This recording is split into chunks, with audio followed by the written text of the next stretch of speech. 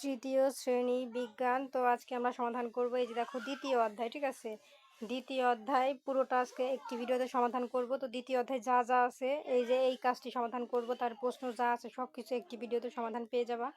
তারপর দেখো আমাদের এখানে আরও একটি কাজ আছে, এই যে দেখো পৃষ্ঠা নাম্বার 13, এইটা আমরা সমাধান করব। তারপরে স্ক্রল করে নিচে চলে যাই।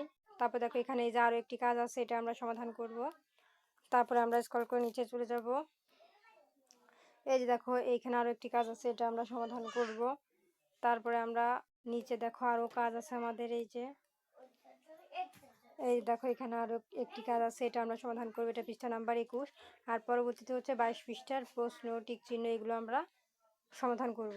একটি ভিডিওতে এই 22 পৃষ্ঠা পর্যন্ত সমাধান করব। আর পরবর্তীতে হচ্ছে অধ্যায় 3 এই ভিডিও দেখার জন্য অবশ্যই সাবস্ক্রাইব মাই চ্যানেল। তো চলো আমরা প্রথম থেকে ভিডিওটি শুরু করি এবং বলে রাখি চ্যানেলটি সাবস্ক্রাইব করে দিতে, কারণ সাবস্ক্রাইব করলে আমি ভিডিও আপলোড করলে কিন্তু তোমাদের ফোনে ভিডিওগুলো পৌঁছে যাবে, ঠিক আছে। তো দেখো এখানে আমাদের কি বলেছে, এখানে আমাদের 1 নম্বরে বলেছে একটি পরিচিত প্রাণীর ছবি আঁকি এবং দেহের বিভিন্ন অঙ্গের নাম লিখি। মানে এই দেখো আমাদের পরিচিত একটি প্রাণীর ছবি আমরা এখানে এঁকেছি, আঁকার পরে এদের হচ্ছে বিভিন্ন অঙ্গের নাম লিখবো। মানে এটা কোন অঙ্গ, তারপরে এই যে এখানে তীর চিহ্ন দিয়েছে এটা কোন অঙ্গ, এইটা কোন অঙ্গ, এইটা কোন অঙ্গ, এগুলোর নাম আমরা এই ঘরের মধ্যে লিখবো, তাই বলেছে। হ্যাঁ, 2 নম্বরে বলেছে ছবিটি বন্ধুদের আঁকা ছবির সঙ্গে তুলনা করি। মানে তোমার বন্ধুরাও এটা আঁকবে, তুলনা করবা কারটা ভালো হয়েছে তাই।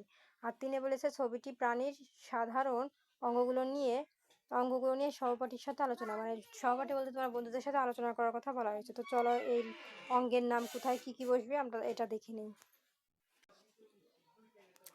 এই যে দেখো প্রিয় শিক্ষার্থীরা, এই যে এটা হবে তার কান, এটা হবে মুখ, এটা হবে চোখ, এটা হবে নাক, আর এটা হবে পা, ঠিক আছে। তাহলে এই ঘরের মধ্যে কি কি বসবে দেখিয়ে দিয়েছি। আর নিচে তোমাদের বলেছিল সহপাঠীর সাথে আলোচনা করতে। তো এটা তোমরা চাইলে এই কথাগুলো তাদের সাথে বিষয়ে বলবা, না চাইলে নিজেদের মনের মতন বলবা যে তার পা আছে, চোখ আছে, এইগুলোই, ঠিক আছে। আলোচনা মানে সহপাঠীদের সঙ্গে এই বিড়াল সম্পর্কে কিছু কথা বলতে হবে। তো তোমরা যেখানে উত্তর দেওয়া আছে চাইলে এই কথাটাও বলতে পারো বা নিজের মত মতন করে বলতে পারো, তার হাত পা চোখ কান এগুলো আছে। তো এই ছিল কিন্তু আমাদের সমাধান। তো দেখো আমাদের এটা উত্তর কমপ্লিট। এখন আমরা স্ক্রল করে নিচে চলে যাব।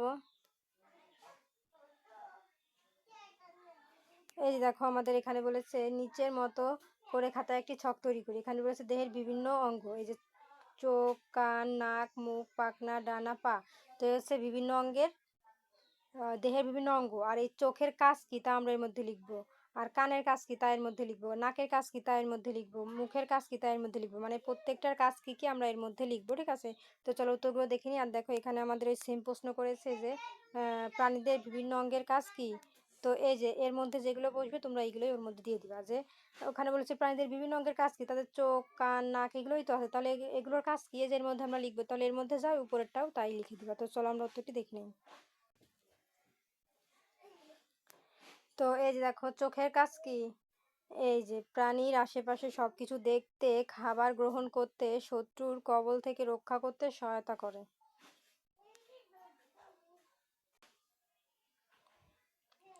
তারপর দেখো কান, কানের কাজ কি হবে, এই যে কোনো কিছু শোনার জন্য প্রাণী তার কান ব্যবহার করে। তারপর নাক, নাকের কাজ কি শ্বাস গ্রহণ এবং ঘ্রাণ নেওয়ার ক্ষেত্রে ব্যবহার করে।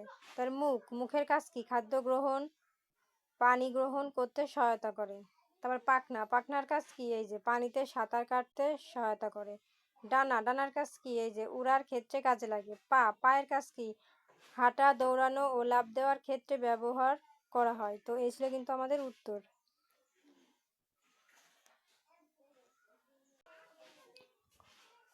তো দেখো আমাদের এটার উত্তর কিন্তু কমপ্লিট। এখন আমরা স্ক্রল করে নিচে চলে যাব। তো দেখো এখানে 2 নম্বরে ওই একই কথা বলেছিল যে ছকে দেখানো ছকের মতো বিভিন্ন অঙ্গ প্রাণী কিভাবে ব্যবহার করে সে সম্পর্কে চিন্তা করি এবং ছকে লিখি। তো আমরা কিন্তু ছকে লিখে দেখিয়েছি। আর কাজটি নিয়ে সহপাঠীর সাথে আলোচনা করতে হবে। মানে এই যে উপরে যা যা লিখলে এই বিষয়ে তোমার বন্ধুদের সাথে বলবা, এটাই বলেছি। তো সেটা কিন্তু আমরা তোমাদের অলরেডি আগে উত্তর দেখিয়ে দিয়েছি। এখন আমরা স্ক্রল করে নিচে চলে যাব। এখন দেখো এখানে আমাদের 1 নম্বরে কি বলেছে যে নিচে দেখানো ছকের মতো খাতায় একটি ছক তৈরি করি। তো এরকম একটা ছক তৈরি করবা এবং এখানে বলেছে হাড় বিশিষ্ট প্রাণী, মানে যাদের হাড় আছে যে প্রাণীর, সে প্রাণীগুলোর নাম আমরা এখানে লিখবো। আর হাড়বিহীন প্রাণী মানে যে সব প্রাণীর শরীরে হাড় নেই তাদের নাম আমরা এখানে লিখবো, ঠিক আছে।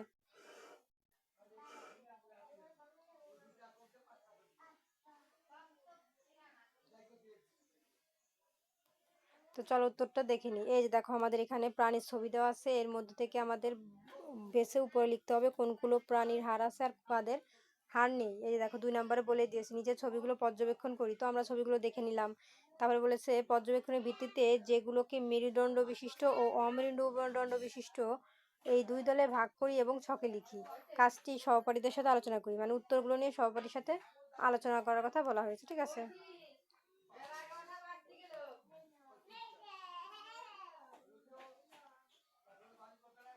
তো চলো আমরা আগে এইটার উত্তর দেখে নেই যে হাড় বিশিষ্ট প্রাণী আর হাড়বিহীন প্রাণী। তো দেখো প্রিয় শিক্ষার্থীরা, এই যে হাড় বিশিষ্ট প্রাণী, এই যে মানে যাদের হাড় আছে, এই যে ব্যাঙের হাড় আছে, মাছের হাড় আছে, পাখির হাড় আছে, বিড়ালের হাড় আছে, টিকটিকির হাড় আছে এবং কচ্ছপেরও কিন্তু হাড় আছে। তাহলে এগুলো কি হবে? হাড় বিশিষ্ট প্রাণী। আর হাড়বিহীন মানে যাদের হাড় নেই, কাদের হাড় নেই? মাকড়সা, শামুক, ঘাসফড়িং, অক্টোপাস, কেঁচো, এদের কারোরই কিন্তু শরীরে হাড় নেই। তাহলে এগুলো কি হবে? হাড় বিশিষ্ট মানে হাড়বিহীন প্রাণী। তো এই ছিল কিন্তু উত্তর, এবং এই উত্তরটা বিষয়ে কিন্তু তোমরা সহপাঠী মানে বন্ধুদের সাথে কথা বলবা যে এদের হাড় আছে, এদের হাড় নাই। তো এইগুলোকেই বলেছে নিচে যে সহপাঠীর সঙ্গে আলোচনা করতে। তো এই উত্তরগুলো নিয়ে আলোচনা করবা, ঠিক আছে। তো আমাদের উত্তর কমপ্লিট। তোমরা সহপাঠীর সাথে আলোচনা করবা এই উত্তর নিয়ে, ঠিক আছে। তারপর আমরা স্ক্রল করে নিচে চলে যাব।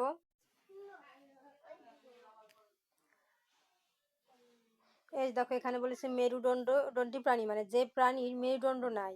এই যে এই রিডিংটা পড়লে অ্যান্সার পেয়ে যাবা যে কোন প্রাণীর মেরুদণ্ড নাই, ঠিক আছে। আর এখানে বলেছে অমেরুদণ্ড প্রাণী, কারা অমেরুদণ্ড প্রাণী, এই যে রিডিংটা পড়লে পেয়ে যাবা, ঠিক আছে। এখানে দেওয়া আছে। তারপর দেখো এখানে আমাদের পরবর্তীতে কি কাজ আছে। 1 নম্বরে বলেছে নিচের ছকের মতো খাতায় একটি ছক তৈরি করি। এখানে আছে বৈশিষ্ট্য, এই যে মাছ, এখানে বৈশিষ্ট্য আছে আর এখানে আছে মাছের নাম। তাহলে মাছের নাম এখানে কিভাবে চলাচল করে, মাছ কিভাবে চলাচল করে, আবার ব্যাঙ কিভাবে চলাচল করে সেটাই ঘরে লিখবো, টিকটিকি কিভাবে চলাচল করে সেটাই ঘরে লিখবো, আর মুরগি কিভাবে চলাচল করে সেটাই ঘরে লিখবো, কুকুর কিভাবে চলাচল করে সেটাই ঘরে লিখবো। তারপর দেখো কোথায় বাস করে, তাহলে এই প্রথম ঘরে কি আছে? মাছ। তাহলে মাছ কোথায় বাস করে? এই ঘরে লিখবো। আর ব্যাঙ কোথায় বাস করে সেটাই ঘরে লিখবো। আর টিকটিকি কোথায় বাস করে সেটাই ঘরে লিখবো। মুরগি কোথায় বাস করে সেটাই ঘরে লিখবো। কুকুর কোথায় বাস করে সেটাই ঘরে লিখবো। তারপর আছে দেহ কি দ্বারা আবৃত, এই যে মাছের কি দেহ কি দ্বারা আবৃত সেটা এখানে লিখবো। ব্যাঙের দেহ কি দ্বারা আবৃত সেটা এখানে লিখবো। টিকটিকির দেহ কি দ্বারা আবৃত সেটা এখানে লিখবো। মুরগির দেহ কি দ্বারা আবৃত সেটা এখানে লিখবো। আর কুকুরের দেহ কি দ্বারা আবৃত সেটা এখানে লিখবো। তবে ডিম পারে নাকি বাচ্চা জন্ম দেয়, তাহলে মাছ কি ডিম পারে না বাচ্চা জন্ম দেয় সেটাই ঘরে লিখবো। আর ব্যাঙ ডিম পারে না বাচ্চা জন্ম দেয় সেটাই ঘরে। সেম টিকটিকিও কি বাচ্চা দেয় নাকি ডিম পারে সেটাই ঘরে লিখবো। মুরগি ডিম পারে না বাচ্চা দেয়, কুকুর বাচ্চা দেয় না ডিম পারে সেটাই ঘরে লিখবো। 2 নম্বরে বলেছে নিচের ছবিগুলো দেখে প্রাণীগুলোর বৈশিষ্ট্য মনোযোগ সহকারে লক্ষ্য করি এবং বৈশিষ্ট্যের ভিত্তিতে ছকটি পূরণ করি। মানে আমাদের এই ছকটি পূরণ করার কথা বলা হয়েছে। আর কাজটি নিয়ে সহপাঠীর সাথে আলোচনা করার কথা বলা হয়েছে 3 নম্বরে। মানে এই উত্তরটা নিয়ে তোমরা তোমার বন্ধুদের সাথে আলোচনা করবা। তো চলো আমরা উত্তরটি দেখে নিই।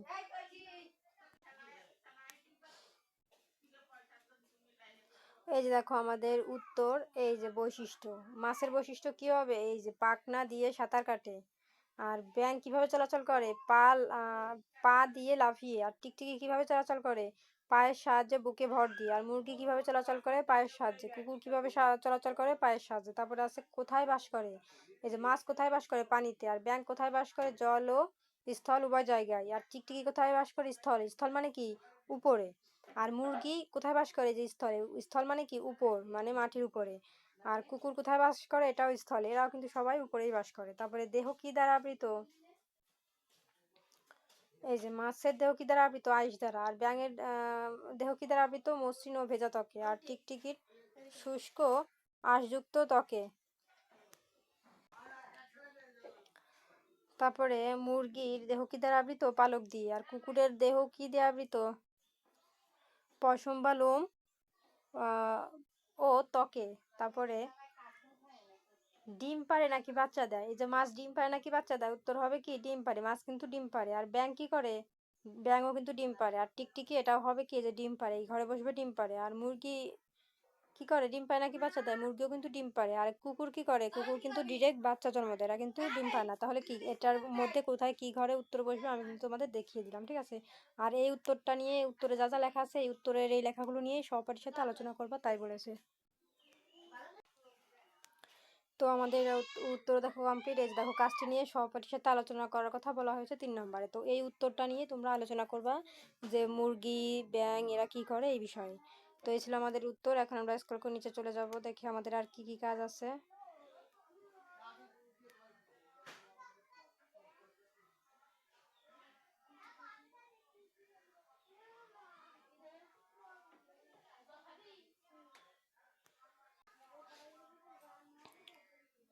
তো দেখো প্রিয় শিক্ষার্থীরা, এখানে আমাদের আছে যে ডান পাশে দেওয়া মাকড়সার ছবি লক্ষ্য করি। তো আমরা দেখে নিলাম।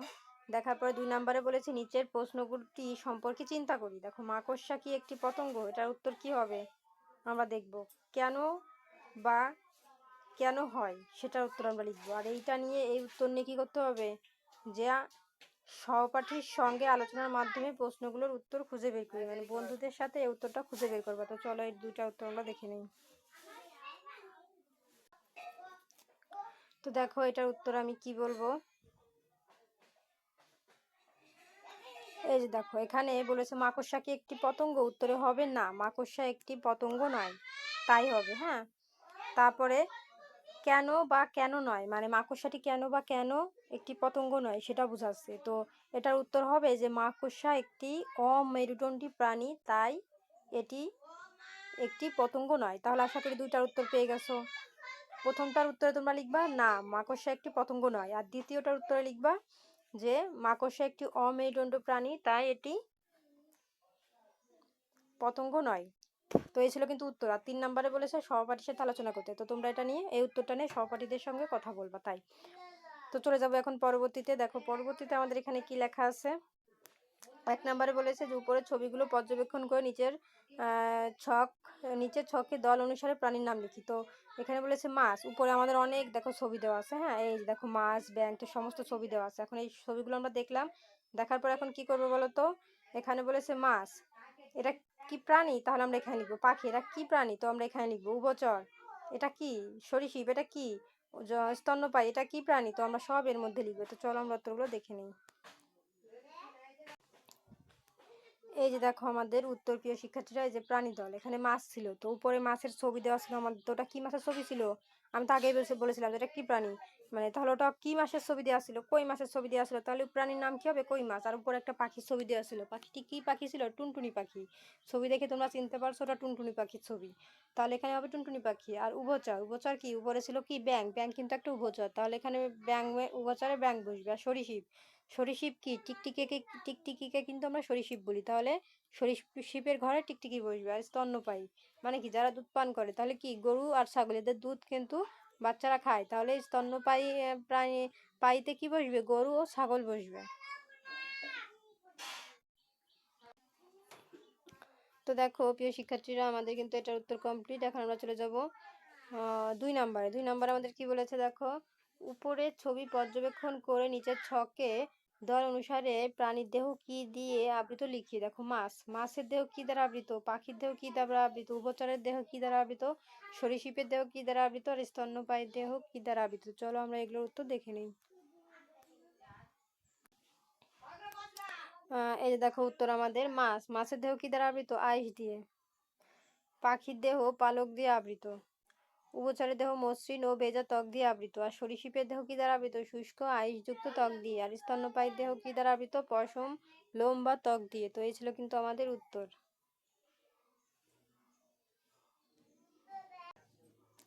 তো দেখো প্রিয় শিক্ষার্থীরা, আমাদের এটার উত্তর কমপ্লিট 21 পৃষ্ঠায়। এখন আমরা চলে যাবো 22 পৃষ্ঠার টিক চিহ্নে। দেখো 22 পৃষ্ঠায় কি আছে।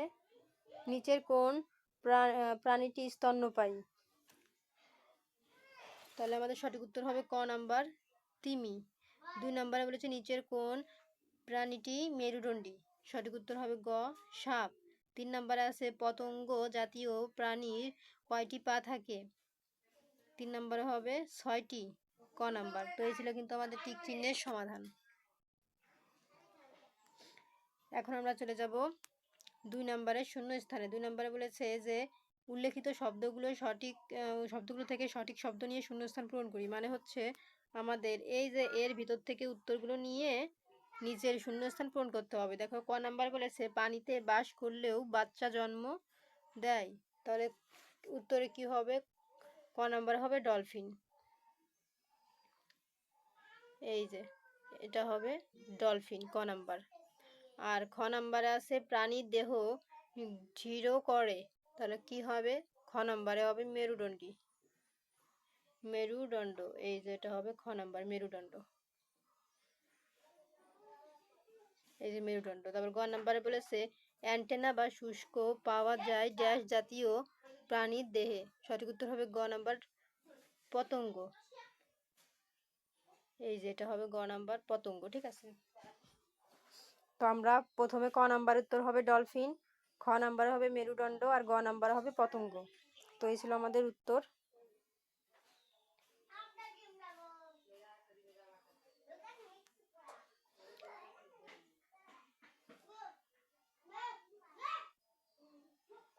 এই যে দেখো আমি তোমাদের আবার ভালো করে লিখে দিলাম। ঠিক আছে, এই ছিল কিন্তু আমাদের উত্তর। এখন আমরা চলে যাব 3 নম্বরে সংক্ষিপ্ত প্রশ্ন। এখানে ক থেকে ঘ পর্যন্ত আছে। তো কতে আছে পতঙ্গ জাতীয় প্রাণীর দুটি বৈশিষ্ট্য লিখি। তো চলো প্রশ্নগুলো পড়ি ও উত্তর দেখি।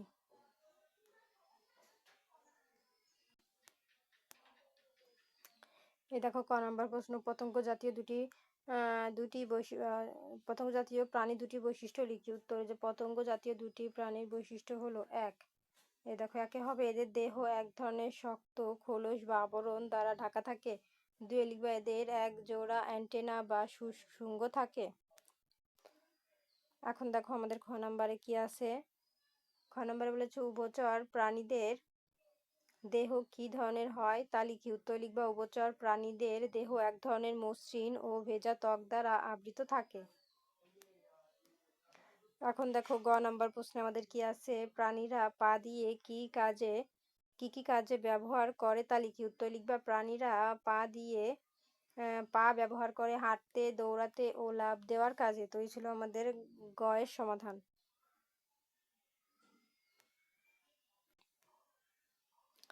এখন দেখো ঘ নাম্বার প্রশ্নে বলেছে উভচর জাতীয় প্রাণীর তিনটি বৈশিষ্ট্য লিখি। উত্তরে হবে উভচর জাতীয় প্রাণীর তিনটি বৈশিষ্ট্য হলো, এক, জল ও স্থল উভয় জায়গাতেই বাস করে। দুই নম্বরে আমরা লিখব পানিতে ডিম পাড়ে। তিন নম্বরে লিখব দেহ মসৃণ ও ভেজা ত্বক দ্বারা আবৃত থাকে।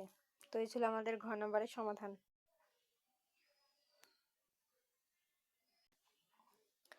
তো দেখো আমাদের 3 নম্বরে সংক্ষিপ্ত প্রশ্ন কমপ্লিট। এখন চলে যাব 4 নম্বরে বর্ণনামূলকে। 4 নম্বর আছে ক নম্বরে বলেছে তিমিকে স্তন্যপায়ী প্রাণী বলা হয় কেন?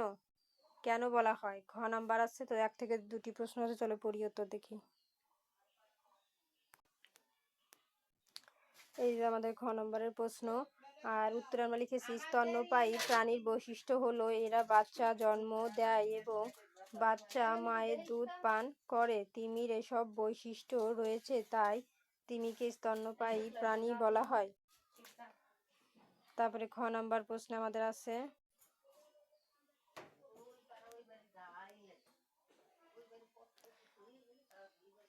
খ নম্বরে আমাদের প্রশ্নে বলেছে মেরুদণ্ড ও অমেরুদণ্ড প্রাণীর মধ্যে 4টি পার্থক্য লিখি। তো এই দেখো আমাদের 4টি পার্থক্য। এই যে মেরুদণ্ড প্রাণী, এই যে এদের মেরুদণ্ড আছে, আর অমেরুদণ্ড প্রাণীতে একে কি হবে, এদের মেরুদণ্ড নেই। তারপরে মেরুদণ্ড প্রাণীতে কি হবে, 2 নম্বরে হবে অন্তংককাল আছে, আর অমেরুদণ্ড প্রাণীতে কি হবে, অন্তংককাল নেই। আর মেরুদণ্ড প্রাণীতে 3 নম্বরে কি হবে, দেহের গঠন মেরুদণ্ডী প্রাণী অপেক্ষা জটিল। আর 3 নম্বরে অমেরুদণ্ডীতে কি হবে, দেহের গঠন মেরুদণ্ডী প্রাণী অপেক্ষা সরল। 4 নম্বরে মেরুদণ্ডীতে কি হবে, উদাহরণ মানুষ, ব্যাঙ, সাপ, মাছ ইত্যাদি। আর অমেরুদণ্ডীতে 4 নম্বরে কি হবে, উদাহরণ তেলাপোকা, কেঁচো, প্রজাপতি ইত্যাদি। তো এই ছিল আমাদের খ নম্বরের সমাধান। তো দেখো প্রিয় শিক্ষার্থীরা, আমাদের কিন্তু 4 নম্বরের বর্ণনামূলক প্রশ্ন কমপ্লিট। তো আজকের মতো এই পর্যন্তই। পরবর্তীতে অধ্যায় 3 এর ভিডিও দেখার জন্য অবশ্যই সাবস্ক্রাইব মাই চ্যানেল।